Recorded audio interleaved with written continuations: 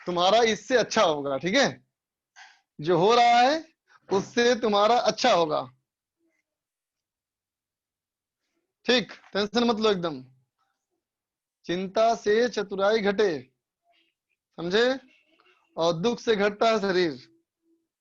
न चिंता पालो न दुख पालो, बस काम करते जाओ, काम करते जाओ, है ना? और ये मान के चलो कि जो भी हमें मिलेगा हमारे लिए बेस्ट है, बशर्ते कि अपना काम तुम पूरी ईमानदारी से करो। टेंशन हो रहा है, अबे टेंशन वेंशन मतलब बच्चा, टेंशन सिर्फ और सिर्फ, टेंशन सिर्फ और सिर्फ स्ट्रिंग में अच्छा लगता है ना बेटा? टेंशन सिर्फ और सिर्फ स्ट्रिंग में सही है, दिमाग में मत लो। कंकड़ बाग कब आ रहे हैं? अभी तो नहीं आ रहा है बच्चा। घर पे पढ़ाई नहीं होती, घर पे पढ़ाई नहीं होती तो आ जाओ कोटा। घर पे पढ़ाई नहीं होती तो कोटा आ जाओ। टॉपर फ्रॉम रेजोनेंस 14, चिराग कोई किया है फर्स्ट टॉपर, बच्चा लिख रहा है, मुझे तो भी नहीं पता। टेस्ट खराब हो गया, कोई बात नहीं, अगला टेस्ट और अच्छा होगा, समझा? अगला टेस्ट और अच्छा होगा, उसका अगला टेस्ट और अच्छा होगा। और सबसे अच्छा तुम्हारा एग्जाम कौन सा होगा पता है तुमको? सबसे अच्छा तेरा कौन सा एग्जाम होगा पता है तुमको?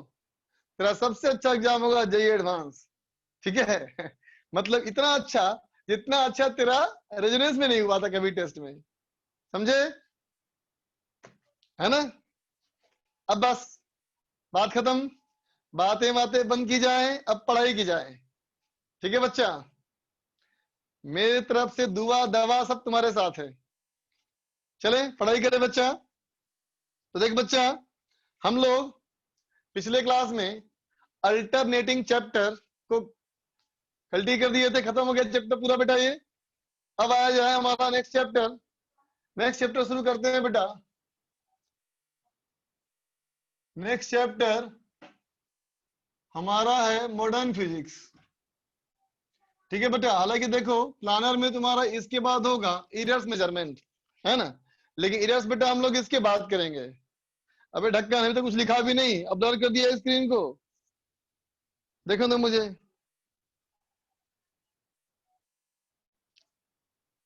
हाँ हल्का सा ब्लड है बच्चा, अभी 2 मिनट में सही हो जाएगा, चिंता मत करो। अभी स्क्रीन से हट जाऊंगा मैं, सही हो जाएगा। देखो है, पढ़ने के लायक है, पढ़ने के लायक है बच्चा। चलो पढ़ाई करते हैं। देखो बच्चा, सब उसके बाद होगा बेटा। पहले मॉडर्न करेंगे, फिर करेंगे ईयर मेजरमेंट, फिर कर लेंगे सेमीकंडक्टर वेव ऑप्टिक्स, ठीक है बच्चा? चलो देखो, तो मॉडर्न फिजिक्स में बेटा, मॉडर्न फिजिक्स में सबसे पहला मोबाइल से ले लीजिए, करो क्लास। क्या लिखा है समझ नहीं आ रहा देवेश? मोबाइल से ले लें, ले लीजिए क्लास। अच्छा मोबाइल से क्लास ले लूं, ये बोलना चाह रहा है क्या? प्रॉब्लम आ रही है क्या इसमें वीडियो में?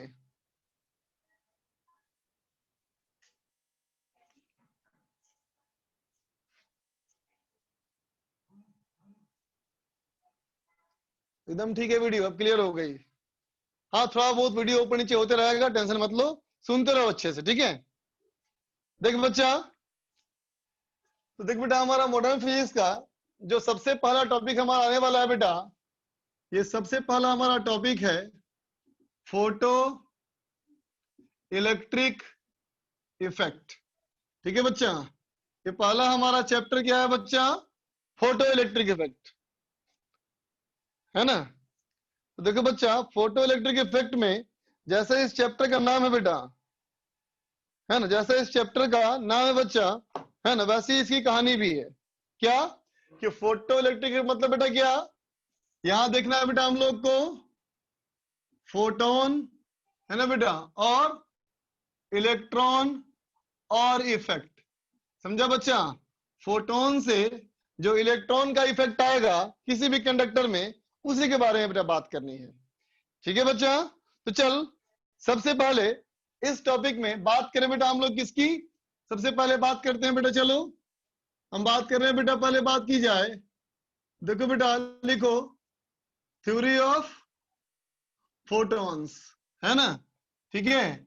या कहो बेटा फोटोन थ्योरी, लाइट की कुछ फोटोन थ्योरी की बात की जाए। ठीक बेटा, तो देख बेटा सबसे पहला पॉइंट, सबसे पहला पॉइंट, लाइट क्या है बच्चा, व्हाट इज लाइट, तो कहोगे light is N array of small packets of energy. समझा बेटा, लाइट क्या है, बहुत छोटे छोटे पार्टिकल्स का स्मॉल पैकेट्स ऑफ एनर्जी, है ना बेटा। एनर्जी के बहुत छोटे छोटे पैकेट्स की क्या है बेटा, ये अरे है। अरे का मतलब क्या, तो कहोगे लिंक का मतलब क्या, चेन का मतलब क्या, तो कहोगे चेन का मतलब हुआ जुड़ा हुआ, चेन का मतलब क्या, जुड़ा हुआ, अरे का मतलब सीक्वेंस, ठीक है। ज्वाइनिंग इंपॉर्टेंट नहीं है बेटा, अरेंजमेंट, है ना बेटा। तो क्या कहेंगे हम लोग, light is an arrangement of small packet of energy called as photons, है ना बेटा। इसको हम लोग फोटॉन्स कहेंगे बेटा, ठीक है ना। फोटॉन्स क्या है, छोटे छोटे एनर्जी का पैकेट्स है, ठीक बेटा। Photons follow all the geometrical property geometrical property of light. समझा बेटा, लाइट की सारी ज्योमेट्रिकल प्रॉपर्टी ये फॉलो करेगा। कहने का मतलब क्या हुआ, इसका मतलब ये हुआ बच्चा कि ये किसी मीडियम में टकराएगा बेटा, तो टकरा के वापस लौटेगा, रिफ्लेक्शन होगा, मीडियम चेंज करेगा तो स्पीड चेंज करेगा, है ना बेटा। तो कहेंगे लाइट में तुम जो पढ़े थे, ज्योमेट्रिकल ऑप्टिक्स में जो पढ़े थे बेटा, वो सारे प्रॉपर्टी ये फोटोन भी शो करेगा, ठीक है बेटा, ठीक है, बात समझा। जिस तरह से लाइट में तुमने कहा था बेटा अलग अलग कलर्स होते हैं, है ना, तो क्या कहोगे, different different colours of light, है ना बेटा। लाइट्स के अलग अलग कलर्स, है ना बेटा। मीन्स तो कहोगे क्या बच्चा, डिफरेंट फोटॉन्स, है ना बेटा। इसका मतलब क्या है, वो अलग फोटॉन्स हैं, है ना बेटा, ऑफ डिफरेंट फ्रीक्वेंसी, है ना बेटा। समझा, अगर तुम कहते हो बेटा कि लाइट में जो अलग अलग कलर्स हैं, है ना, तो अब क्या कहोगे तुम कि वो अलग अलग तरह के हमारे क्या है बच्चा, फोटॉन्स हैं, है ना। और जो ये अलग अलग तरह के बेटा फोटॉन्स हैं, है ना, ठीक है, वो एक दूसरे में कभी भी कन्वर्ट नहीं हो सकते, ठीक है। तो क्या लिखोगे, which can not be which can not be converted into one another. समझा बेटा, एक तरह के लाइट के फोटोन दूसरे तरह के लाइट के फोटोन में कभी भी चेंज नहीं हो सकते, ठीक है बच्चा। लिख लो, लिखो लिखो। अरे बेटा विजिबल तो है, कैसे लिख रहे हो, कुछ विजिबल नहीं है, सब दिख रहा है बेटा, नोट करो फटाफट। कोई बात नहीं, होमवर्क किया कि चाहे नहीं किया, थ्योरी ऑफ फोटॉन्स है या फोटोन थ्योरी है।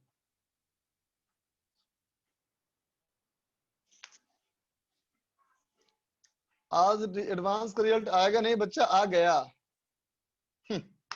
Last line, which can not be converted into one another, एक फोटोन दूसरे फोटोन में कभी भी कन्वर्ट नहीं हो सकता।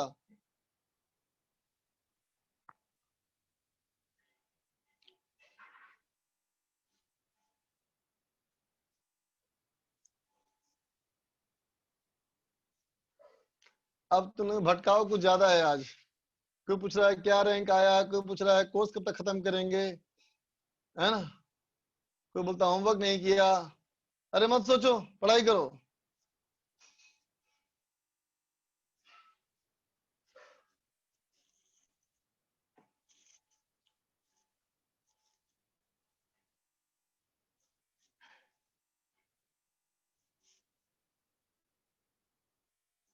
अब तुम लोग का चैट बंद करता हूं मैं, तुमने बदमाशी कर रहा है, अब भटकाव बहुत ज्यादा हो रहा है।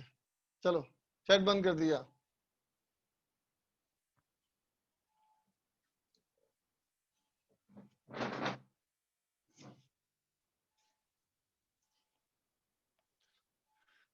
देखो बच्चा,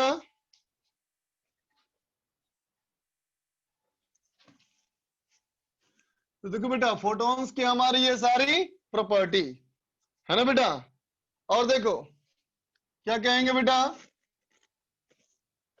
फोटॉन्स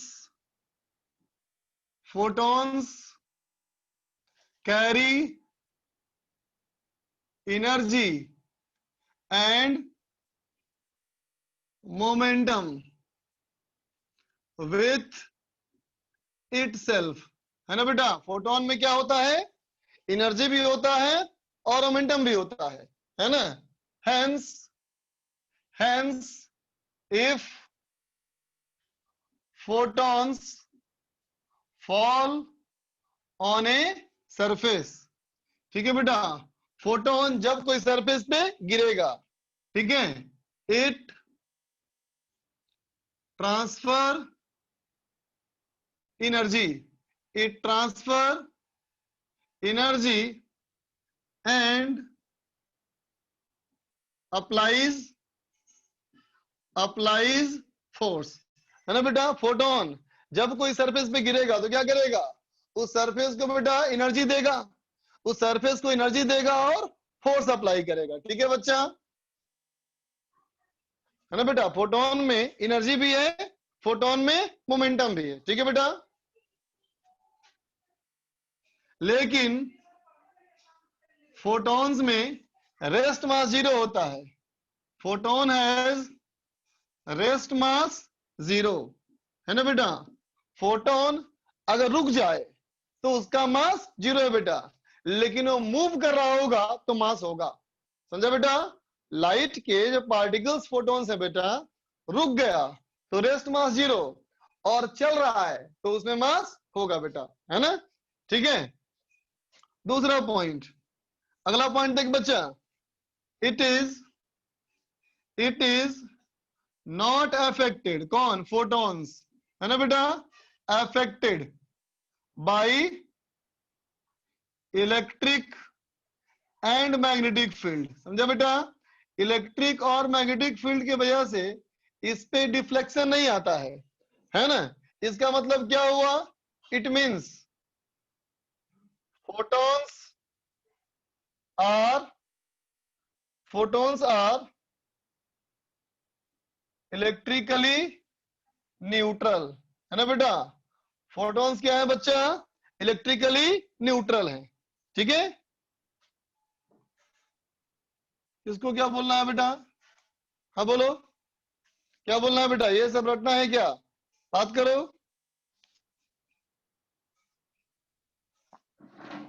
पूछ रहा है सब रटना है क्या, तुम्हारी इच्छा, रट सकते हो तो रट लो, और समझ सकते हो तो समझ लो। आदित्य बोलो। सर अगर फोटोन रेस्ट पर होगा तो भी वो लाइट का सोर्स होगा क्या? नहीं बेटा, फोटोन रेस्ट में अगर नहीं है, रेस्ट में फोटोन तो कुछ भी नहीं है, मतलब फोटोन है ही नहीं, समझ में आया। यस। फोटोन अगर हमारा रेस्ट में है मतलब कुछ नहीं है उसमें, फोटोन गायब हो गया, समझा। यस।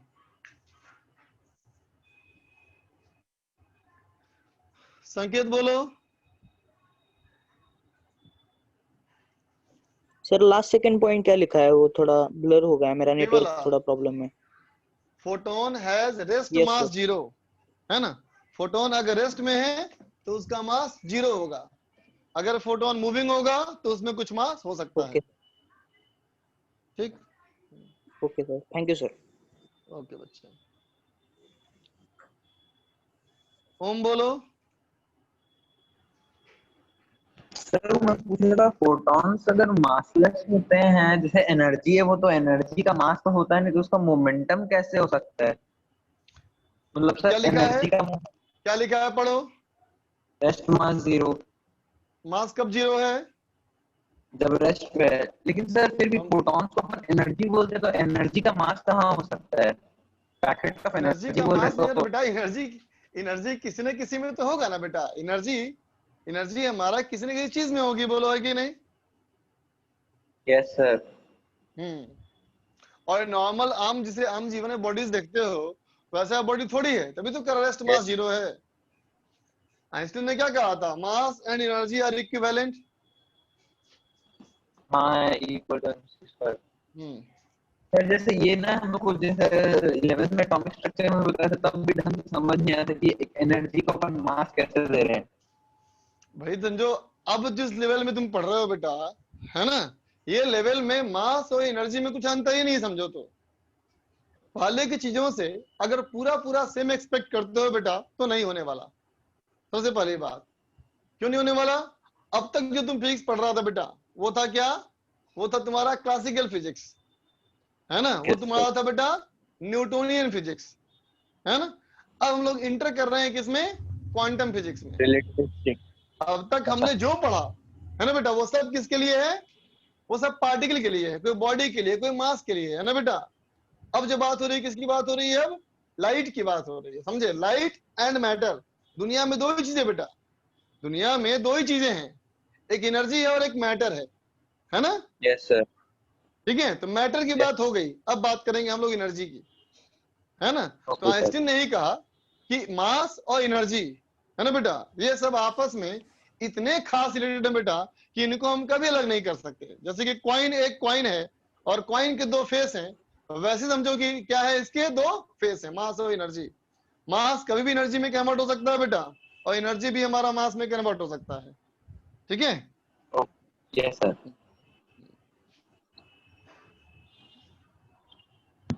तो देख बच्चा आगे,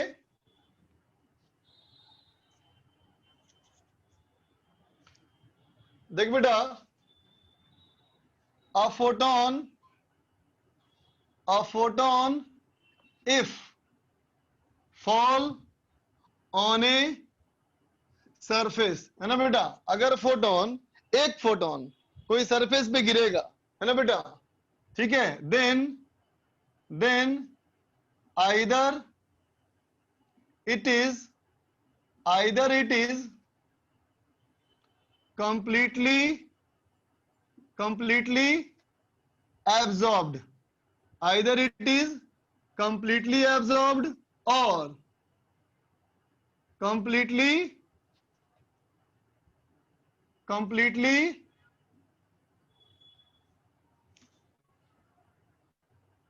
रिफ्लेक्टेड या रिफ्रैक्टेड, है ना बेटा।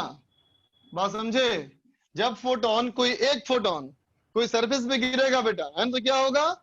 या तो वो पूरी तरह से पूरा ऑब्जर्व हो जाएगा बच्चा, है ना, या वो रिफ्लेक्ट हो जाएगा या रिफ्रैक्ट होगा, जो भी होगा पूरा होगा। मतलब आधा अधूरा काम कभी नहीं होगा। ठीक है बच्चा। जैसे मान लो, अगर तुम कहते हो एक्स एनर्जी का एक फोटोन कोई सरफेस पे गिरा, है ना बेटा, तो क्या होगा? या तो ये एक्स पूरी एनर्जी यहां से बाहर निकल जाएगी, या पूरा रिफ्लेक्ट होगा, या पूरा का पूरा एब्जॉर्ब हो जाएगा। ठीक है बेटा। ऐसा नहीं होगा कि x/2 एब्जॉर्ब हो गया और x/2 रिफ्लेक्ट हो गया, ऐसा काम कभी नहीं हो सकता। फोटोन कभी भी दो हिस्सों में तुम नहीं बांट सकते, है ना बच्चा। ठीक है, ये एक ही स्पेशल कंडीशन है कि जब फोटोन किसी फ्री इलेक्ट्रॉन पे गिरता है ना बेटा, तो फ्री इलेक्ट्रॉन गिरेगा तो फ्री इलेक्ट्रॉन उसको पूरा पूरा ऑब्जर्व नहीं कर सकता। ठीक है बच्चा। लेकिन बाकी सारे कंडीशन तुमको यही मान के चलना है कि फोटोन गिरेगा तो या तो पूरा ऑब्जर्व होगा, या फिर बोलो, या फिर पूरा इफेक्ट होगा। ठीक है बच्चा, बात समझ में आई? ठीक, लिख लो इसको। बोलो बेटा सुनील।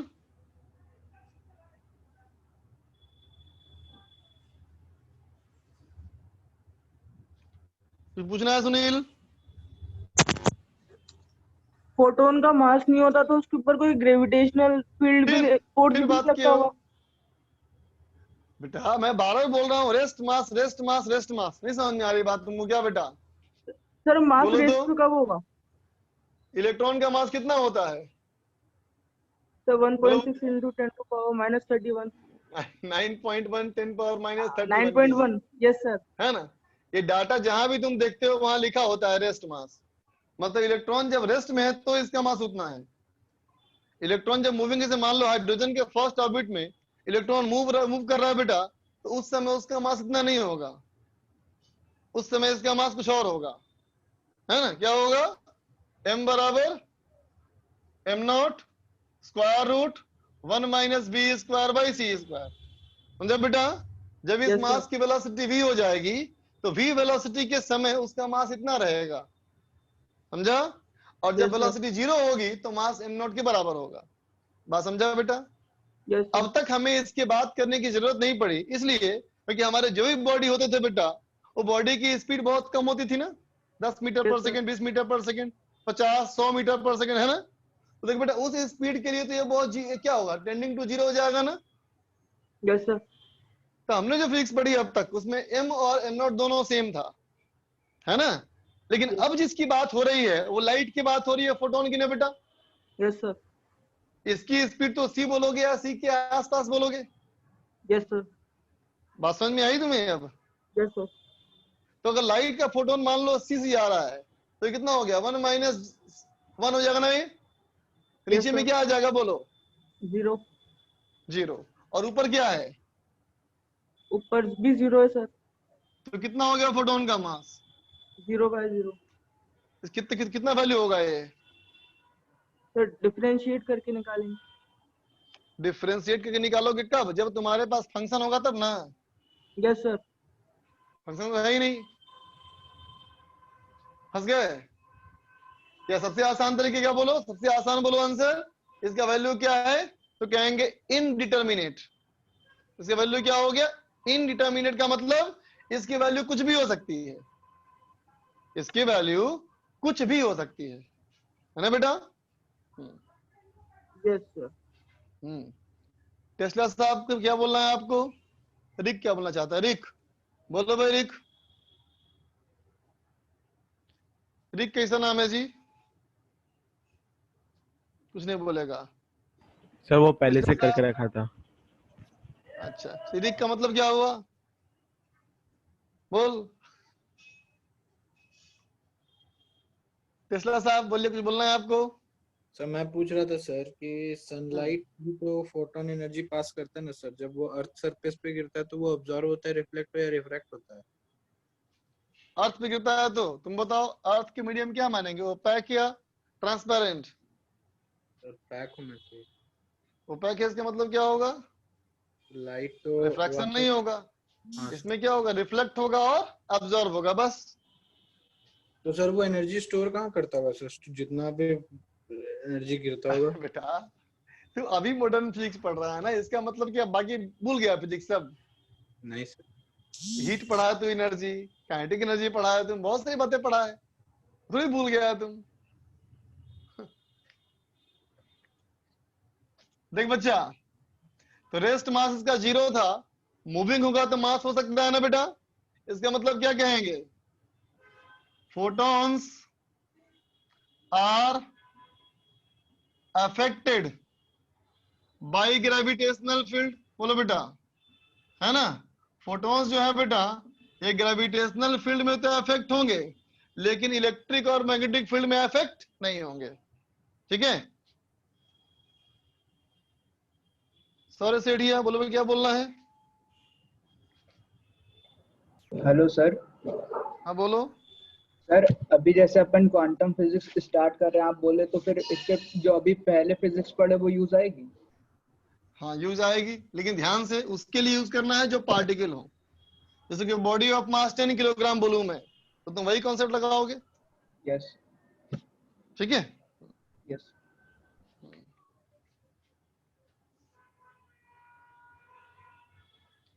देख बेटा, एनर्जी ऑफ फोटोन, फोटोन की एनर्जी मैंने माना E। अगर कहते हो बेटा कि ये कोई लाइट है ना बेटा, और इस लाइट का फ्रीक्वेंसी f है या इसका वेवलेंथ लैम्डा है बेटा, है ना? तो सब जानते हो ना बेटा, वेव के लिए फॉर्मूला क्या होता है, v equal to f lambda, है ना बेटा? तो v equal to f lambda, तो अभी हो जाएगा बेटा c equal to f lambda, बोलो होगा ना? f हमारा फ्रीक्वेंसी बेटा और लैम्डा हमारा वेवलेंथ, है ना बेटा? तो देखो बेटा एनर्जी ऑफ फोटोन का फॉर्मूला होता है E बराबर hc बाई लैम्डा। ठीक है बच्चा, E is equal to hc by lambda. ठीक है, तो देख बेटा H इंटू सी का वैल्यू अगर तुम पुट करते हो बेटा ऐसा यूनिट में, तो H क्या है, प्लैंक्स कांस्टेंट, और C हमारा बेटा स्पीड ऑफ लाइट। तो H का वैल्यू 6.63 10 पावर माइनस कितना 34 है ना बेटा, 6.63 10 पावर माइनस 34, और C हो गया बेटा 3 इंटू 10 पावर 8। पुट कर दो तो क्या हो जाएगा 20 into 10 to the power minus 26 divide by lambda. Lambda को पुट करना किसमें बेटा, मीटर में। लैम्डा को पुट करना मीटर में, तो एनर्जी किस में आएगी बच्चा, ये जूल में आएगी। ठीक है, लेकिन अगर तुम H को पुट करते हो और C को पुट करते हो, इस तरह से पुट करते हो कि वैल्यू आया तुम्हारा 12,400। ठीक है बेटा, कहीं कहीं 12,420 होगा, तुम कैलकुलेशन में आसानी के लिए 12,400 याद रखो। ठीक है, और लैम्डा किसे पुट करोगे बेटा, एंगस्ट्रम में। ठीक है, तो एनर्जी किस में आएगी, इलेक्ट्रॉन वोल्ट में। ठीक है बच्चा, और सबको पता है बेटा एक इलेक्ट्रॉन वोल्ट का मतलब क्या होता है, तो कहेंगे इलेक्ट्रॉन को अगर एक पोटेंशियल डिफरेंस से एक्सीलरेट करें तो उसके बाद जो काइनेटिक एनर्जी गेन करेगा वही होता है इलेक्ट्रॉन वोल्ट। ठीक है, तो 1 इलेक्ट्रॉन वोल्ट इक्वल टू कितना बच्चा, 1.6 10 पावर माइनस 19 इंटू जूल। ठीक है बेटा, 1.6 10 पावर माइनस 19 जूल, मतलब सिंपल इलेक्ट्रॉन का चार्ज पुट कर दिया। ठीक बेटा, तो क्या कहोगे, फोटोन में कितनी काइनेटिक एनर्जी, फोटोन में कितनी काइनेटिक एनर्जी, तो बोलेगा hc बाई लैम्डा, है ना बेटा। लेकिन इलेक्ट्रॉन में कितनी काइनेटिक एनर्जी, तो हाफ mv स्क्वायर, है ना बेटा। प्रोटॉन में कितनी kinetic energy, half mv square, है ना बेटा। न्यूट्रॉन में कितनी kinetic energy, half mv square, है ना बच्चा। तो फोटोन के लिए एनर्जी hc बाई लैम्डा, और पार्टिकल के लिए एनर्जी कितना बेटा, हाफ mv स्क्वायर। ठीक है, अब देखो momentum of photon, momentum of photon. ठीक है बेटा, स्मॉल p। ठीक है, तो कहेंगे मान लो मोमेंटम अगर इसका p है बेटा, तो p का फॉर्मूला होता है h बाई लैम्डा। ठीक है बच्चा, p is equal to h by lambda, है ना बेटा, kg मीटर पर सेकेंड। अगर h पुट करते हो 6.63 10 पावर माइनस 34, और लैम्डा पुट करते हो बेटा मीटर में, है ना। तो देखते बेटा इस p को क्या हम लोग E बाई सी बोल सकते हैं बेटा, बोलो, P is equal to E by C बोल सकते हो ना। ठीक है ना। अब यहां देख के समझिए क्या होगा तुम बेटा, कि इस फॉर्मूले को हम इस चेंज से करते हैं इससे, अगर तो इसको हम H इंटू एफ भी बोल सकते हैं बेटा, बोल, इसको हम लोग H इंटू एफ भी कह सकते हैं, है ना, प्लैंक्स कांस्टेंट इंटू फ्रीक्वेंसी। ठीक है बच्चा, अब देखो बेटा पावर ऑफ मोनोक्रोमेटिक सोर्स, है ना बेटा। तो मोनोक्रोमेटिक सोर्स का मतलब क्या होगा, बोलो, मोनोक्रोमेटिक का मतलब क्या होता है, मोनो मतलब सिंगल, क्रोम मतलब कलर, तो मोनोक्रोमेटिक मतलब सिंगल कलर, है ना। और लाइट में कलर का मतलब क्या बताया था, फ्रीक्वेंसी लिखा था ना कुछ देर पहले, है ना बेटा। इसका मतलब क्या हुआ, सिंगल फ्रीक्वेंसी, है ना बेटा। तो मोनोक्रोमेटिक का मतलब क्या हुआ बेटा, तो कहोगे लाइट ऑफ सिंगल फ्रीक्वेंसी, है ना बेटा। कोई भी वेव को मोनोक्रोमेटिक कहा जाए बच्चा, तो समझना वो सिंगल फ्रीक्वेंसी का है। ठीक है बेटा, तो मोनोक्रोमेटिक लाइट, मान लिया बेटा ये एस, मान लिया लाइट एस बेटा, है ना।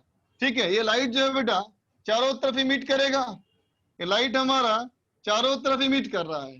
ठीक है बेटा, अब बताओ अगर हम कहें कि इस लाइट से जो फोटॉन्स निकल रहे हैं, ये सारे फोटॉन्स की एनर्जी सेम है कि डिफरेंट है, बोलो, क्या लिखा है, सिंगल फ्रीक्वेंसी।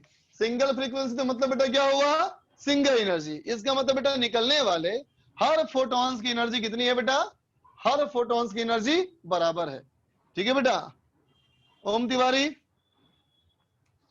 सर आप बोले थे कि रुक जा पहले मैं पूछूंगा। ठीक है, मैं पूछूंगा ये सोर्स जो है बच्चा, यस ये सर, मोनोक्रोमेटिक सोर्स है, मतलब सारे फोटॉन्स निकल रहे हैं बेटा बराबर एनर्जी के, है ना। तो मान लो कहूं इससे कि एक फोटोन निकल रहा है 2 जूल का, मान लिया मैंने एक फोटोन निकल रहा है 2 जूल का, तो बोलो बेटा अगर 1 सेकेंड में एक ही फोटोन निकले 2 जूल का, तो इसमें कितना पावर है सोर्स का? तो 1 सेकंड में 1 जूल का अगर एक निकल फोटोन, 1 सेकेंड में एक फोटोन निकल रहा है, उस फोटोन की एनर्जी 1 जूल है, 2 जूल है, चलो तो सोर्स का पावर कितना हुआ? सर 2 ही होगा 2 क्या? सर, मतलब 2 जूल पर सेकंड 2 वाट। 2 वाट। अगर बोलूं मैं 2 जूल पर सेकंड के फोटॉन्स निकल रहे हैं और 1 सेकेंड में 2 फोटोन निकल रहे हैं, तो सर 4 वाट हो जाएगा। और 3 निकल रहे हो तो 6 10 निकल रहे हो तो सर 10 निकल रहे हैं तो 20 हो जाएगा। 50 निकल रहे हो तो 100 अगर n निकल रहे हो तो 2n। 2n, correct. इसका मतलब इसका पावर क्या होना चाहिए? देखो तो n इंटू ई बोल सकते हैं बेटा, बोलो ये सर इसका पावर n इंटू ई, जहां पे n क्या है बोलो, तो कहेंगे नंबर ऑफ फोटॉन्स इमिटेड पर सेकेंड, बोलो बच्चा, ठीक है। Yes sir, yes. अब तुम पूछो क्या पूछना है, बाकी बच्चे नोट करो। आप कहे थे कि मतलब फोटोन जो है वो कंप्लीटली है तो रिफ्लेक्ट होगा या तो रिफ्रैक्ट होगा, तो तुमको क्या मेरे भरोसा नहीं है मेरे ऊपर? मतलब एनर्जी लॉस नहीं होगी ना इसमें कभी भी? किसमें एनर्जी लॉस नहीं होगी बेटा? फोटोन की एनर्जी कभी भी लॉस नहीं होगी ना। अगर वो सिर्फ रिफ्लेक्ट होता ना बेटा और ऑब्जर्व हो गया तो पूरा ही खत्म हो गया। हाँ यस सर, ठीक है, तुमको विश्वास नहीं है मेरे ऊपर यार। ऋषभ बोलो बेटा। Hello sir. हाँ बोलो। सर आप बोल रहे थे कि मतलब वो वाला जो आपने फॉर्मूला लिखा ना कि rest mass upon 1 upon rest mass upon 1 minus v square upon c square का अंडर रूट। हाँ बच्चा। सर उसमें अगर कोई ऊपर फाइनाइट मास रहा जिसका रेस्ट मास कुछ फाइनाइट है, तो नीचे अगर तो वो निकाल सकते हैं। सर वो लाइट के स्पीड को अगर अप्रोच लाइट करे की तो स्पीड से हो जाएगा तो उसका मास क्या हो जाएगा? इनफाइनाइट सर ये हो पॉसिबल जाएगा ना भाई। तभी तो हम साइंस में कहते हैं ना बेटा, कोई भी पार्टिकल लाइट की स्पीड से मूव नहीं कर सकता। हमारा साइंस क्यों बोलता है ऐसा, है ना। और जहां तक हम लोग पढ़ते हैं बेटा, वहां ही ना बोलते हैं कि कोई किसी पार्टिकल का स्पीड लाइट की स्पीड ज्यादा नहीं हो सकता, है ना बेटा। लाइट की स्पीड दुनिया में सबसे अधिक स्पीड है, समझा? हाँ sir, thank you sir. Welcome बेटा। आदर्श बोलो।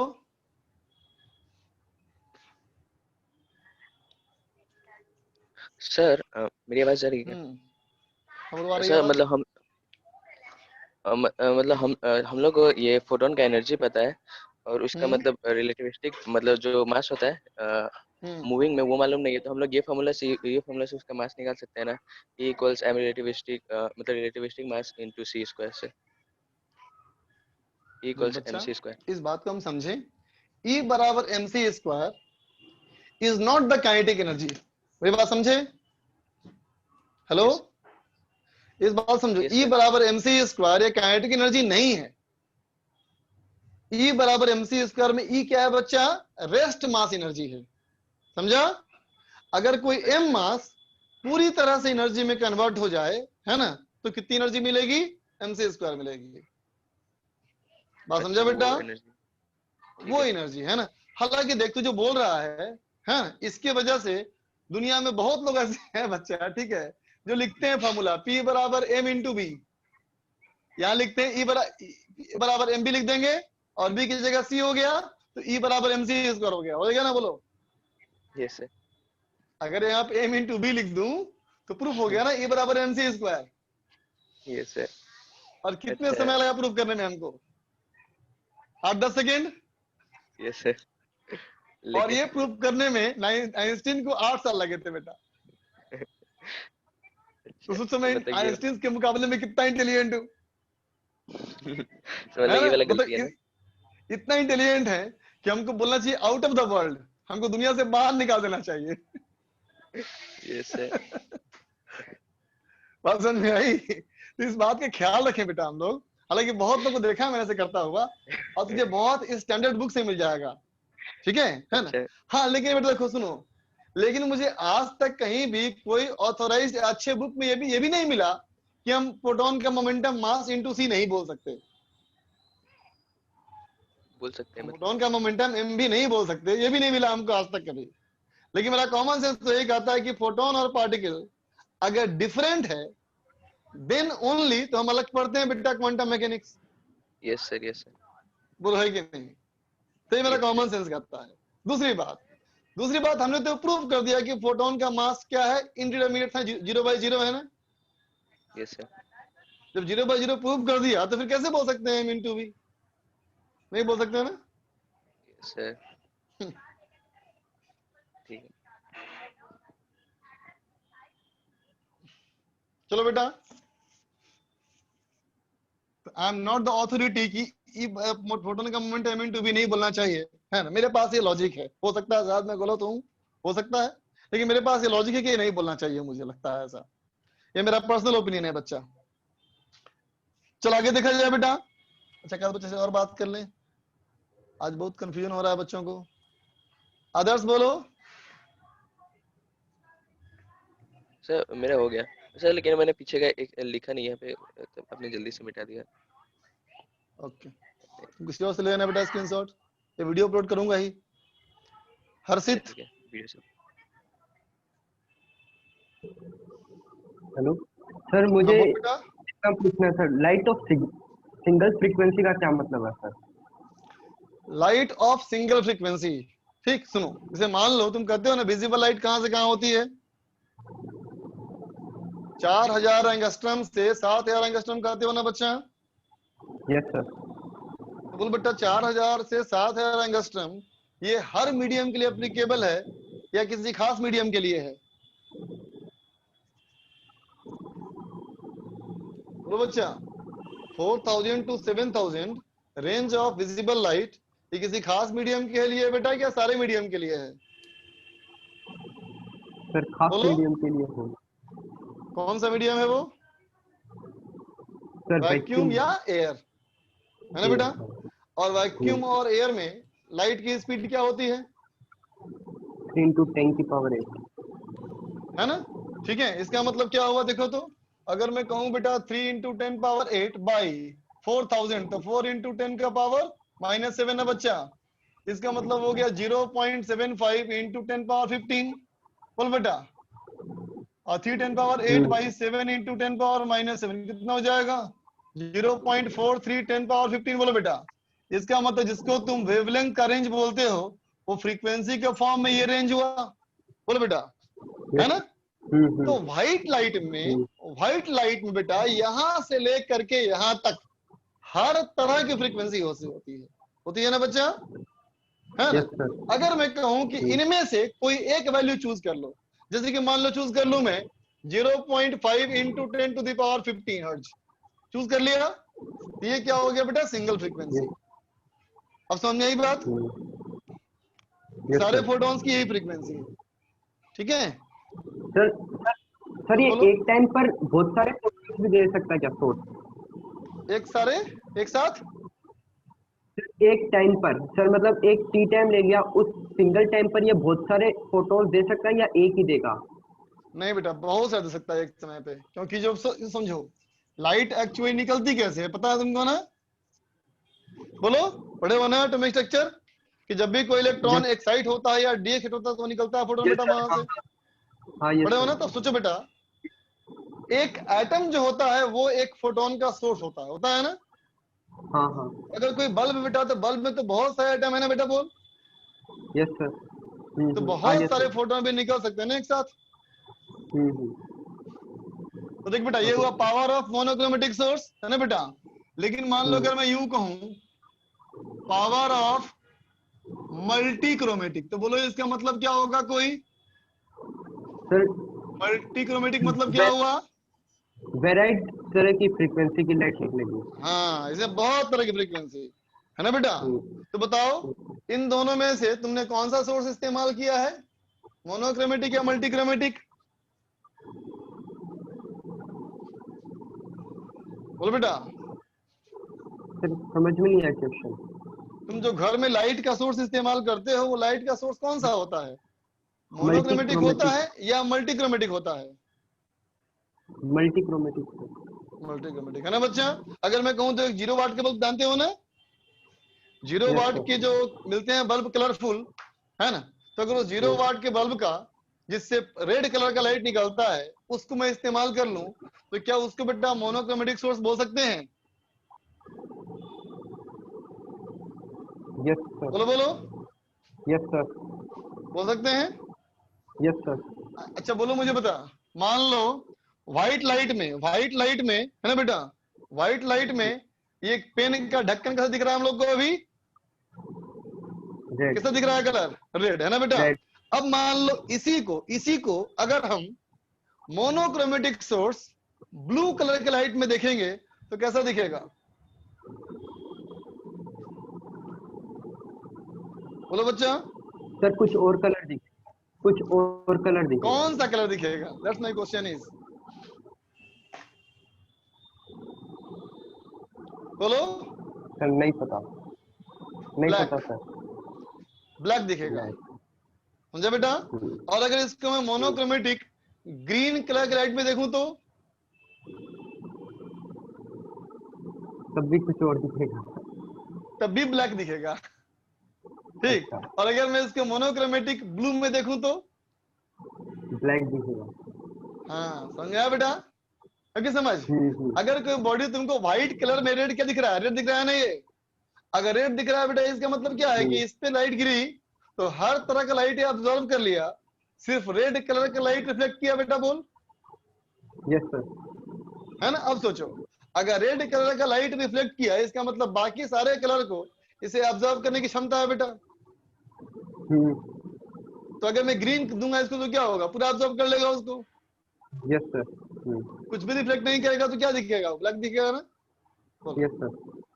बात समझ में आया? ये अंतर है मोनोक्रोमेटिक में और मल्टीक्रोमेटिक में। अब बताओ क्या ऐसे ही होता है उस कलरफुल बल्ब की रोशनी में? Yes sir. ऐसा होता है क्या कि उसमें रेड कलर की बॉडी को देखो तो ब्लैक दिखता है, पीले वाले में? यस सर होता है। अबे ढक्कन एक नंबर का, तू बिना कुछ सोच समझे बोल रहा है ऐसे ही। नो सर होता तो अगर इस कमरे सुन, ध्यान सुन, अगर इस कमरे में मैं एक मोनोक्रोमेटिक सोर्स लगा दूं, है ना, और उस मोनोक्रोमेटिक सोर्स का कलर हो ग्रीन, है ना, तो मुझे बेटा इस कमरे में मुझे दो ही कलर दिखाई पड़ेगा, या तो ग्रीन या तो ब्लैक। Yes sir. और कोई कलर दिखाई नहीं पड़ेगा, है ना। सर मैं भी ऐसा नहीं होता ना बेटा। होता नहीं होता बेटा ऐसा। मोनोक्रोमेटिक सोर्स ऑफ लाइट बहुत अनोखी चीज है ना। इसको क्रिएट करना आसान नहीं है बच्चा, बहुत टिपिकल चीज है ये। चल छोड़, अपनी बात करें हम लोग। देख बेटा मल्टीक्रोमेटिक में क्या होगा कि बहुत सारे होंगे बेटा फोटोन निकलेंगे उससे, और बहुत सारे अलग अलग फ्रीक्वेंसी के भी आएंगे, है ना बेटा। इसलिए क्या कहेंगे कि n इंटू ई कब कह पाए हम? जब सिंगल था बेटा फ्रीक्वेंसी, अगर बहुत सारे होंगे तो क्या बोलेंगे? समेशन ऑफ एनी, है ना बेटा। मतलब n1 e1, n2 e2, n3 e3, n4 e4, सबको सम करता हुआ, ठीक है बच्चा। अब चलो बात करें इंटेंसिटी की, ठीक है बेटा। तो देखो इंटेंसिटी की परिभाषा क्या है, तो कहेगा है बेटा ये power per unit, power per unit cross section area, है ना बेटा। जिस क्रॉस सेक्शन एरिया से एनर्जी फ्लो कर रहा हो बेटा, कोई एरिया मान लो बच्चा, और इस एरिया से अगर एनर्जी फ्लो कर रहा हो, है ना बेटा, तो इसमें इंटेंसिटी आई का मतलब क्या हुआ? तो कहोगे पावर बाय एरिया, या इसको तुम डीपी अपॉन डीए बोल सकते हो बेटा। बोलो, है ना। तो पावर अपॉन एरिया कब करना है? जब यूनिफॉर्म हो, और यूनिफॉर्म नहीं हो तो डीपी अपॉन डीए। नोट कर ले फटाफट बेटा। हर्षित।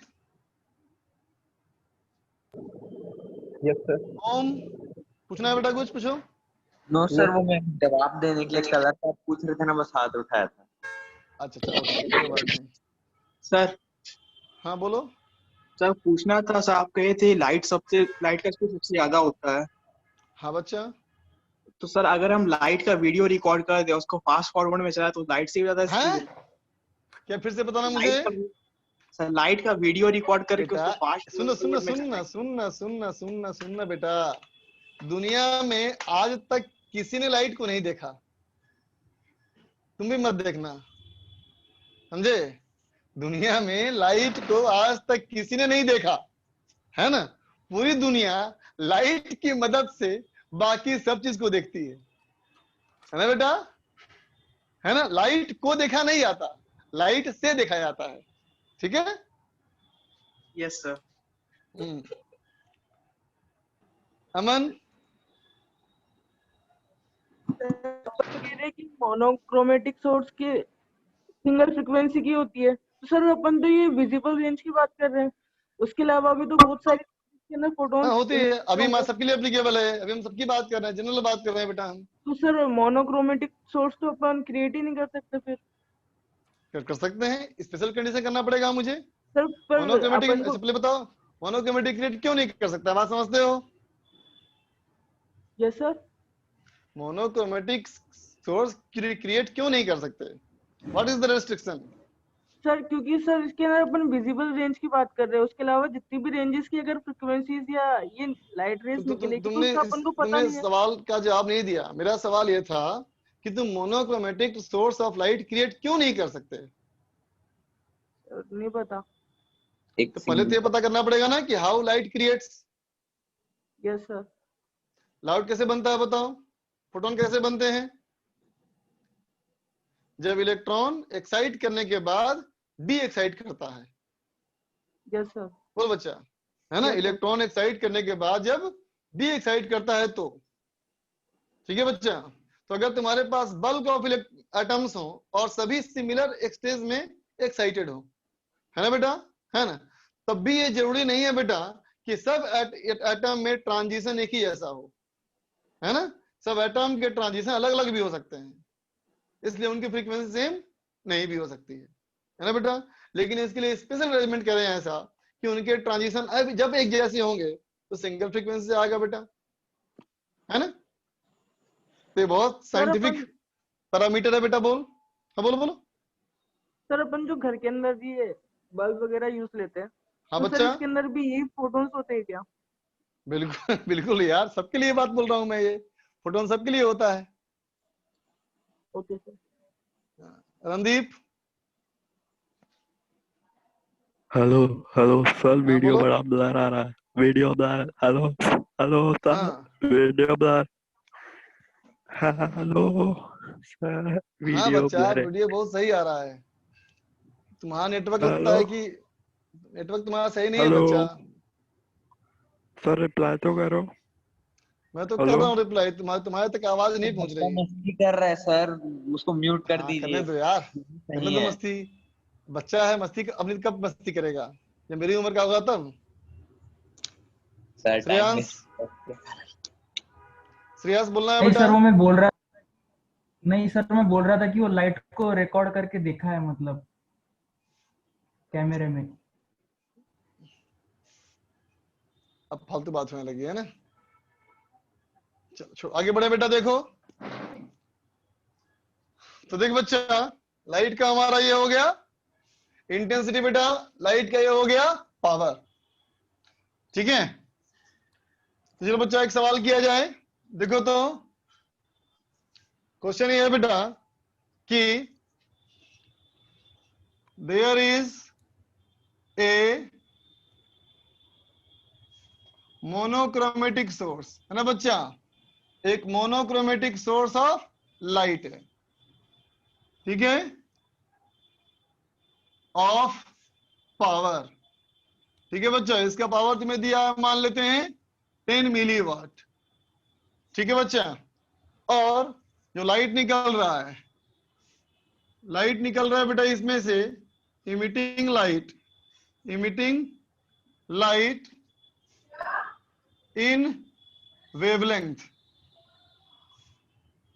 Emitting light in wavelength. यहां जो लाइट निकल रहा है बेटा उसका हमारा वेवलेंथ है 5000 एंगस्ट्रॉम।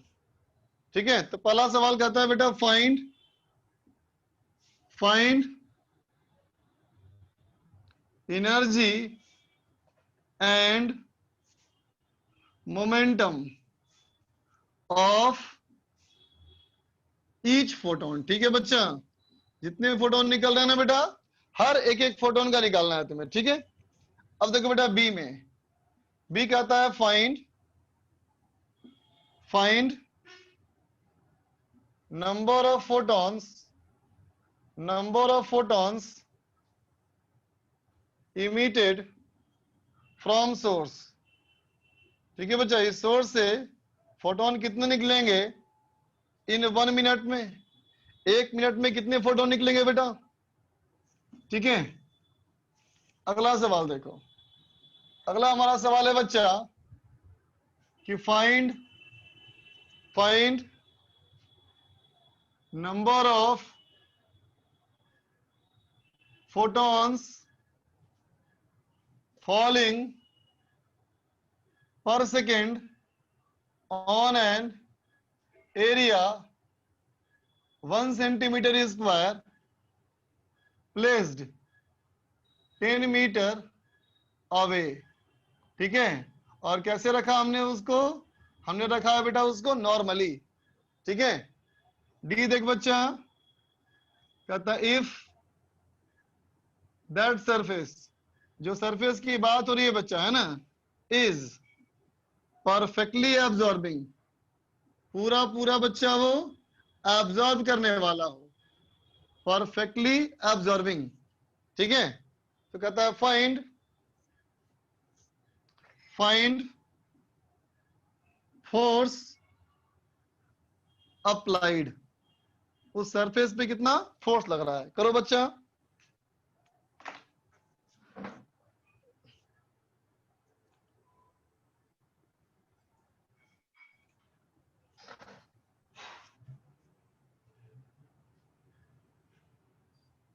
बना बेटा।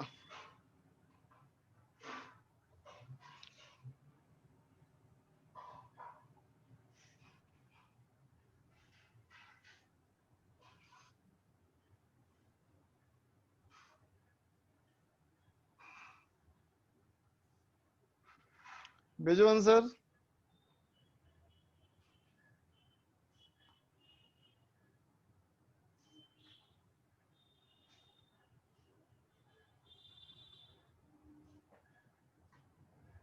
आगे बढ़ो।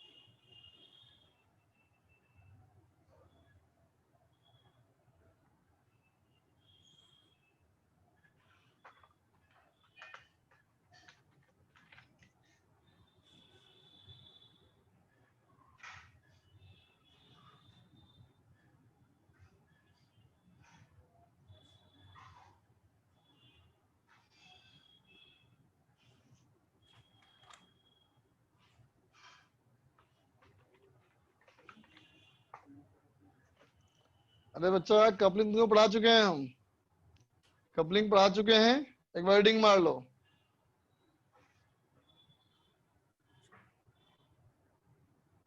बोलो भाई।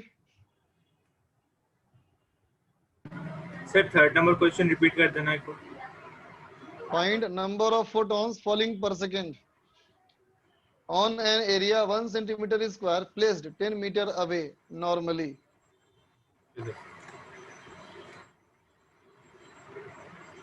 गौरव, हम कर देंगे सब EMF, EMI इन सब चैप्टर्स का रिवीजन आज तो कैसे करें सर? बेटा मेरी आवाज क्लियर नहीं आई, फिर से बोलो एक बार। EMF EMI का रिवीजन करना है। नेटवर्क में बहुत पुअर है बच्चा।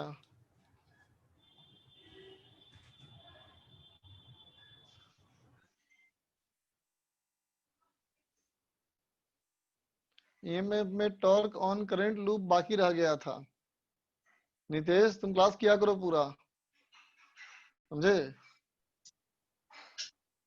सर डिस्कशन करिएगा आज। क्या था होमवर्क?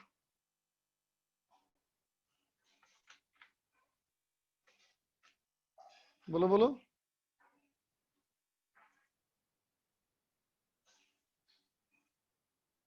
लो बाकी बच्चे लिख रहे हैं नो सर नथिंग। कुछ ना कुछ तो रहा होगा होमवर्क।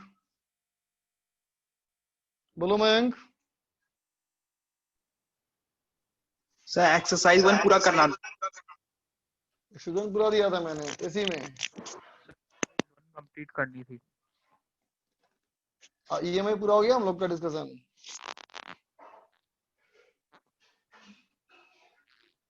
अच्छा कल करते हैं डिस्कस, ठीक है। हाँ कल करते हैं डिस्कस बेटा, चलो। हाँ मयंक। टेस्ट की वजह से नहीं कर पाए हैं हम लोग। कोई बात नहीं, कल करते हैं डिस्कस।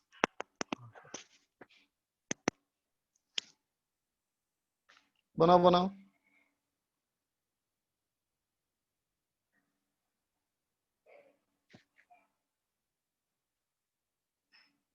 विश्वेश क्या लिख रहा है समझ ही नहीं आ रहा।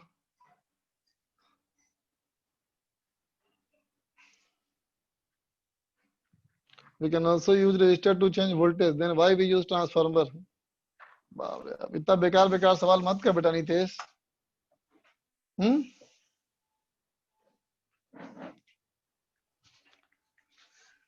देख बच्चा, सवाल में 10 मिलीवाट का पावर दिया है बेटा। सवाल में 10 मिलीवाट का पावर बेटा, तो 10 मिलीवाट का मतलब क्या हो गया रे? 10 पावर -2 वाट है ना। और इसका वेवलेंथ था बेटा 5000 एंगस्ट्रॉम है ना। तो अब आए पहले सवाल में। पहला सवाल कहता है बेटा find energy and momentum of photon. तो देखो बेटा, फोटोन का अगर मोमेंटम निकालना चाहें तो h बाई लैम्डा हो गया बच्चा। h हो गया 6.63 10 पावर -34 डिवाइडेड बाई लैम्डा। ये कितना हो जाएगा बेटा 5 × 10 पावर -7। इसका मतलब 1.33 है ना बेटा, into 10 to the power -27 kg metre per second. ठीक है बच्चा। अब निकाले बेटा हम एनर्जी। तो देखो बेटा एनर्जी निकाले तो एनर्जी का फॉर्मूला hc बाई लैम्डा। इसका पुट कर दिया मैं 20 × 10 पावर -26 और ये हो गया बेटा 5 × 10 पावर -7। तो कितना हो जाएगा बच्चा ये हो जाएगा 2 4। ये हो जाएगा बेटा 4 × 10 to the power -19 joule. Joule में इतना हो जाएगा बेटा। लेकिन अगर निकालोगे इलेक्ट्रॉन वोल्ट में तो 12400 × 5000 डिवाइड हो गया, तो हो जाएगा बेटा 2.4 इलेक्ट्रॉन वोल्ट। इलेक्ट्रॉन वोल्ट में इतना बेटा, जूल में इतना। जूल में क्यों निकाला? क्योंकि पावर दिया बेटा वाट में है ना। और देखो बी में number of emitted in 1 minute. तो देख बेटा बी वाले के लिए कहा था ना power equal to n × e। तो n कितना हो गया बच्चा पावर बाई e। तो पावर हमारा था बेटा 10 पावर -2 10 पावर -2 डिवाइड बाई इतना 10 power -2 by 4 10 power -19 that is equal to इसे करते 10/4। तो 10/4 हो गया बच्चा 2.5 × 10 टू द पावर, ऊपर हो गया बेटा -3, ऊपर आ गया 19, तो 10 टू द पावर 16। इतना क्या तो कहेगा ये बेटा पर सेकेंड। पर सेकेंड है बेटा इतना। तो फिर 1 मिनट में कितना? तो कहेंगे 1 मिनट में कितना हो जाएगा बेटा n1 इक्वल टू n × 60। इसका मतलब 15 × 10 टू द पावर 17 फोटॉन्स है ना बेटा। 1 मिनट में इतना निकल जाएगा। ठीक है। अब कहता है बताओ कि अगर फोटॉन्स की बात करो तो 1 सेंटीमीटर स्क्वायर एरिया में कितना फोटोन गिरेगा है ना पर सेकेंड। तो देख बच्चा सी वाले पार्ट में अगर ये लाइट का सोर्स है बेटा और ये हमारे यहाँ से 10 मीटर दूर एरिया है बेटा है ना। तो देख बेटा 10 मीटर दूर एरिया है तो पहचानो बेटा लाइट जो है वो चारों तरफ जाएगी ना बेटा सिमेट्रिकली, बोलो, है ना बेटा। तो अगर मैं इस वाले पॉइंट पे निकालना चाहूँ इंटेंसिटी, तो आई हमारा क्या हो जाएगा, तो कहेंगे पावर बाय एरिया। तो बेटा जो ऐसे फोटोन निकलेगा वो स्फेरिकल जाएगा बेटा, है ना। अगर सवाल में न लिखा हो तो हमेशा तुम्हें स्फेरिकल सोर्स ही मानना बेटा। तो स्फेरिकल सोर्स मानोगे तो स्फेरिकल बनेगा बेटा सरफेस, है ना। जितने फोटोन्स निकलेंगे बेटा, जितनी लाइट निकलेगी, वो सब इस स्फीयर के एरिया में बटी रहेगी एनर्जी, है ना। तो एरिया कितने से डिवाइड करोगे, एरिया से डिवाइड करोगे बेटा 4 पाई आर स्क्वायर। तो पावर बेटा 10 power -2 by 4 pi r square, ये भी 10 पावर 2। इसका मतलब अच्छा 1/4 पाई इंटू 10⁻⁻4 वाट पर मीटर स्क्वायर, बोल बेटा। ठीक है, ये हो गया हमारा इंटेंसिटी, है ना। तो फिर 1 सेंटीमीटर स्क्वायर में कितना हो जाएगा बेटा, बोलो। तो कहेंगे on 1 centimetre square, 1 centimetre square के लिए कितना हो जाएगा बेटा पावर, तो कहेंगे इंटेंसिटी इंटू एरिया। सो 1/4 pi into 10⁻⁻4 into area 1 centimetre square, है ना बच्चा। तो हो गया 1/4 पाई इंटू 10⁻⁻4 -8 है ना बेटा। इतना पावर गिरेगा बेटा, बोलो, है ना। तो इसमें नंबर ऑफ फोटॉन्स कितने, तो फिर कर देना इसमें N2 इंटू ई। तो N2 कितना हो गया बच्चा, ई से डिवाइड करो तो कितना हो गया 1/4 पाई 10⁻⁻8 डिवाइडेड बाई एनर्जी 4 इंटू 10⁻⁻19। इसका मतलब 1/16 पाई इंटू 10⁻11, बोलो बच्चा, है ना। इतने गिरेंगे बेटा फोटॉन्स पर सेकेंड, हर सेकेंड में इतने फोटोन गिरेंगे बेटा, ठीक है। नंबर डी कहता है बोलो इसे फोर्स कितना लगेगा, है ना। तो देख बेटा अगर वो परफेक्टली ऑब्जर्विंग है ना, तो क्या लिखोगे, पूरा ऑब्जर्व कर लिया, तो कहेंगे बेटा चेंज इन मोमेंटम। मोमेंटम में कितना चेंज होगा, है ना, बाई 1 फोटोन। सिर्फ एक फोटोन टकराया बेटा और पूरा ऑब्जर्व हो गया, तो कितना आप बोलेंगे, इतना ना बेटा बोल, ये हो जाएगा 1.33 इंटू 10⁻⁻27, बोल बेटा, ठीक है। अगर इतने फोटॉन्स गिरे तो कितना लगेगा बेटा, तो कहेंगे P, मोमेंटम चेंज कितना हो जाएगा बेटा, तो 1.33 इंटू 1/16 पाई, कितना हो जाएगा बेटा, ये हो जाएगा 16 48, रुक जा एक मिनट, ये हो गया 48, तो 48 16, ये होगा बेटा अप्रोक्स 50, ये अप्रोक्स होगा बेटा 50, है ना। तो 50 मान लें इसको अगर हम लोग, तो 50 से मल्टीप्लाई हो गया, 50 से मल्टीप्लाई हो गया बेटा, तो कितना हो जाएगा, 50 से मल्टीप्लाई 50 इंटू 1.33 5 मान लो, तो हो गया बेटा 5 दिया 15, 5 दिया 15 1 16, 5 1 5 6.65 10 टू द पावर कितना बच्चा, ये हो जाएगा 10⁻27 में 10⁻11। एक मिनट रुक जाओ, 50 से डिवाइड किया बेटा, मल्टीप्लाई हुआ है ना, 11 से मल्टीप्लाई हुआ तो 10⁻⁻16 और एक जीरो आया 10⁻⁻15, बोलो बेटा पर सेकेंड, बोलो बेटा, है ना।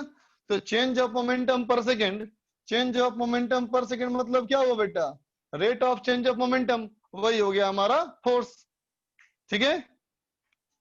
लिख लो बेटा, पीटर आदि बोलो बेटा, आदि क्या बोलना है, सर एडवांस का रिजल्ट निकल गया पता है, पता है मुझे, मैंने एग्जाम नहीं दिया था। ये सर आप कैसे दे रहे हैं, तुम भी नहीं दिया, नहीं हम भी नहीं दिए, तो फिर हम दोनों क्यों बात करें इसके बारे में है ना। जी सर, मत सोचा कर बेटा ऐसा, देखो ये आंसर फिर से बता याद तुम दीजिए लोगों को ना। बेटा कि जो तुम काम जिस समय कर रहे होते हैं बेटा वही सबसे इम्पोर्टेंट होता है, जी सर, है ना। जी जी, अभी तुम पढ़ रहे हो तो दुनिया में सबसे महत्वपूर्ण चीज यही है ना, जो तुम्हारे सामने हो बेटा वही सबसे इम्पोर्टेंट है। इस फिलॉसफी को लेके चलो जीवन में, जो तुम पूछना चाह रहे हो, मुझे पता है क्या क्या तुम चाह रहे हो पूछना, ठीक है, वो तुमको आधे घंटे वेट कर लो, सब नेट पे आ जाएगा, पढ़ लोगे, देख लोगे सब तुम लोग, हाँ फेसबुक पे यहाँ वहाँ घूम जाएगा सब। क्यों जी इतने बेचैन हो? हाँ। सर एक बार समझा नहीं। कौन बोला? मैं बोलो क्या बोल रहे हो? सर सी वाला समझ में थोड़ा वो नहीं आया। सी में क्या कहा मैंने बेटा कि 1 सेंटीमीटर स्क्वायर के एरिया में कितना फोर्स लगेगा, बोलो, है ना? तो इमेजिन कर बेटा, अगर कहीं लाइट का सोर्स जल रहा हो तो एनर्जी, लाइट जो आएगी बेटा वो चारों तरफ आएगी ना, बोलो। हाँ सर। हैंक, हाँ सर, यस सर। हाँ, तो लाइट जो फैलेगी बेटा वो स्फीयर के रूप में फैलेगी बाहर, बोलो। Yes sir. तो अगर इस स्फीयर के रूप में फैलेगी बेटा तो उसके स्फीयर का एरिया कितना हुआ, 4πr²। हाँ सर। तो लाइट से निकलने वाली सारी एनर्जी एक स्फीयर पे है ना बेटा, हमेशा जिस स्फीयर का रेडियस बढ़ता जा रहा है हमेशा। हाँ सर। तो एरिया 4πr², तो 4πr² में 4πr² में सोर्स का पावर हो गया बेटा, है ना? तो 1 मीटर स्क्वायर में कितना पावर, वही ना होता है इंटेंसिटी। Yes sir. समझ गए? Yes sir. और डी वाला पार्ट पूछा है कोई, तो देखो बेटा डी वाला पार्ट में क्या कह दिया मैंने, डी वाले पार्ट में कह दिया कि मैं एक फोटोन की बात करूं तो एक फोटोन का मोमेंटम पता है बेटा, जो फोटोन एब्जॉर्ब हो गया उसका तो मोमेंटम 0 ना हो गया बेटा फाइनली।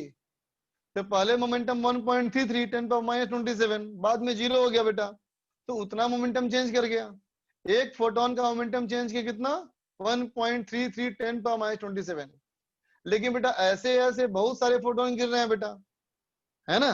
तो सारे फोटोन को मल्टीप्लाई कर दिया मैंने, है ना? तो मुझे दिखा था कि 1/16 पाई 10⁻11 फोटोन पर सेकंड गिर रहे हैं, है ना? इसका मतलब 1 सेकंड में टोटल मोमेंटम चेंज कितना हो गया, तो नंबर से उस मोमेंटम को मल्टीप्लाई कर दिया, है ना?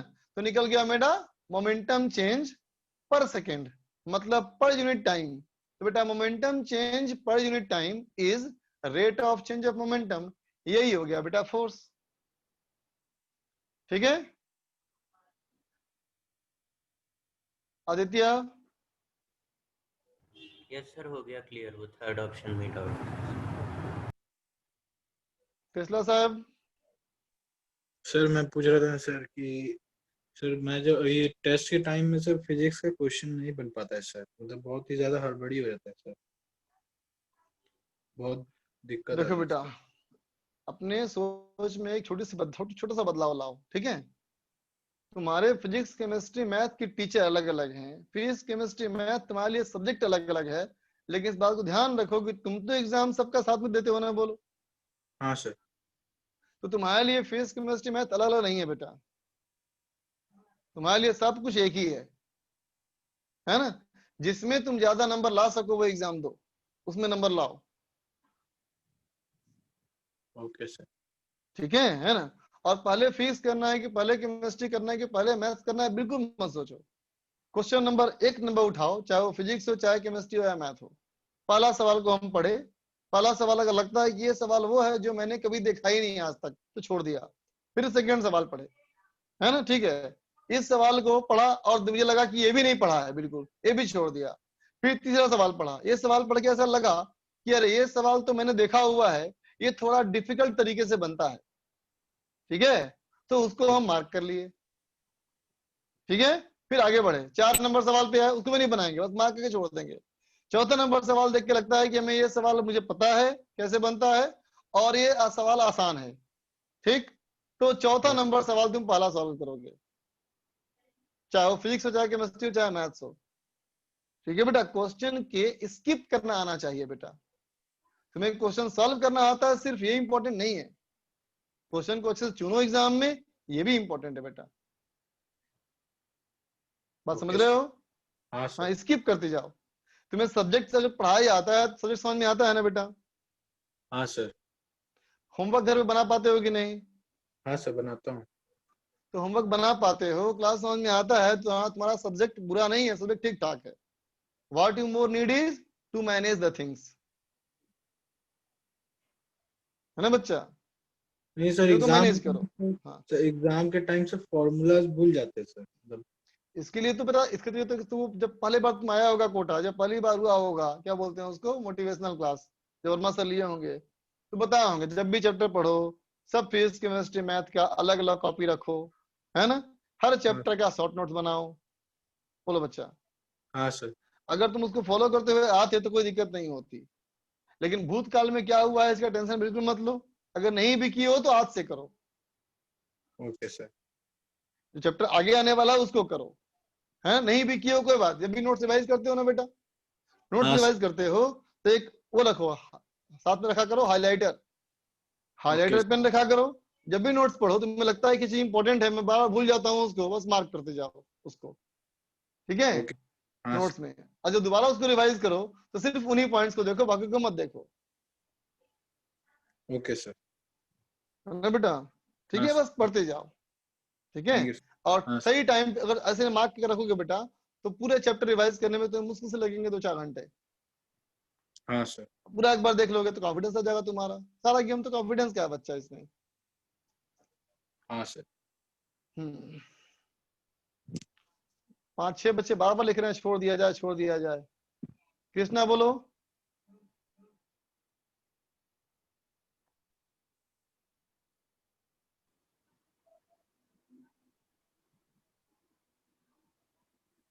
बोलना है बेटा? नहीं बोलना है, चलो इतना ही छोड़ दे रहा हूँ। चलो भाई, चलो बच्चा, जो होमवर्क था पहले वही होमवर्क है, वही कल करेंगे डिस्कस, ठीक है। Hello sir. बच्चों बोलो बोलो। सर आपके यूट्यूब के चैनल का नाम क्या है? Optimal physics, OPTIMAL physics. Bye बच्चा।